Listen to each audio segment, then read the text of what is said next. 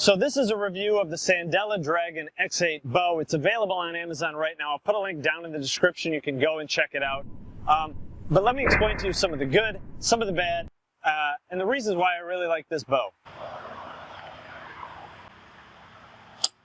So again, this is the Sanlida Dragon X8. It's $200 on Amazon. It's one of the cheaper bows that's available there. I tried one of the other bows they had for sale. It was around $320. I think it's the XGEEK. And I actually fired it for about a week and I really didn't like it. It was a little too squishy and it didn't have a real consistent release. I wasn't consistent and reliable and accurate with it. But I gave this one a try and I love it a lot more. Number one, it still has the big cams with a lot of let-off. So when you can draw it, you're holding it at full draw. It's not a ton of weight back here, but it's enough. That XGEEK bow I felt was too squishy at the back and you didn't know when you were releasing it. It wasn't precise and accurate with a lot of spring. This one I really liked. It's just the right amount of tension, so when you release it, that arrow takes off quickly. As far as features, you might be looking at that XGEEK bow and say, well, this has this and that and a stand and a case. I don't think you need any of that. The only additional thing you would have to buy is an arrow release, a wrist release. Luckily, I've already had this one. I've had this one for 30 years and it's worked fine. That's the only extra thing you would have to buy that doesn't come with this bow.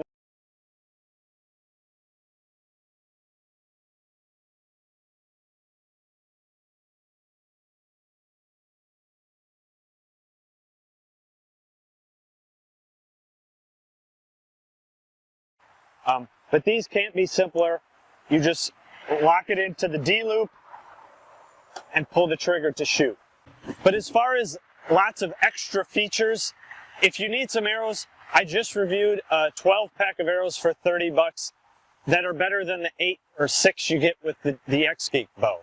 And a lot of those other features on that other bow, I didn't really like. They were cheap and they wanted to raise that price $100 and I don't think it was worth it.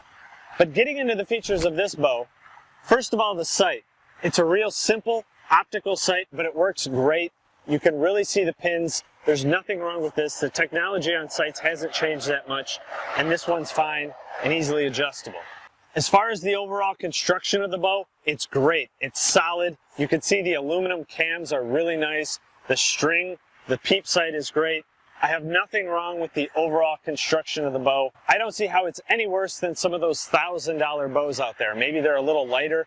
That's just as good as some of those higher end bows you would be spending hundreds of dollars more to get.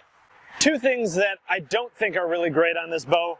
The wrist support, it's pretty cheap and flimsy. It works, but there's really nothing special about this. It's probably cost about 10 cents for them to make.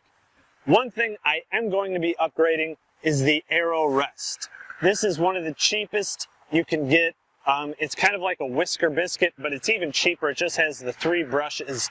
And I've noticed firing some of these arrows through it, one of the fletching on the arrows gets really warped and bent. I think it's coming through here and it's ruining one of the fletching on the arrows.